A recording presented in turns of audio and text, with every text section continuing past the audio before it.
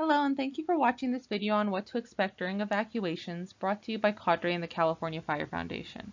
We'll describe what you may experience during a wildfire evacuation so you are better prepared to evacuate. Evacuations can be very stressful. Knowing what to expect will help you prepare. During an evacuation, you should expect many first responders with lights and sirens and unusually heavy traffic. Carpool when possible. Fewer cars mean faster evacuation. There may be thick black smoke you can't see through. Cover your nose and mouth with an N95 mask. Be alert and drive cautiously. There may be fallen trees, poles, and wires. Do not drive over downed wires, which may still be connected to electricity. There can be communication issues with many people calling 911 and trying to contact family and friends. Use texting instead of voice calls and out of area instead of local calls to have a better chance of reaching people during emergencies.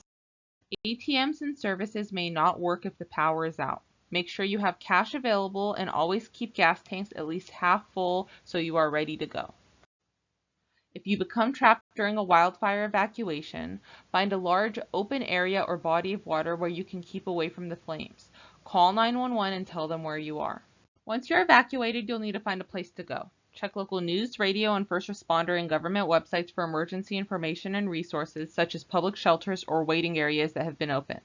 Alert SCC will also provide emergency information and resources and will notify you when evacuations are lifted. Don't return home until then. If you plan to stay in a public shelter, keep in mind that they have little privacy and many people. They don't allow smoking, alcohol, or weapons. Everyone has a right to emergency information and assistance in a language they can understand. Ask for a translator at emergency facilities when needed. Watch the video on immigration rights for more information. Remember that eligibility for help is based on disaster-related need and not immigration status or income. Disaster relief workers cannot ask about immigration status or ask for unnecessary documents, and immigration enforcement is not allowed at disaster relief locations. View more videos and learn about wildfire evacuations and preparedness at www.cadresv.org/wildfire.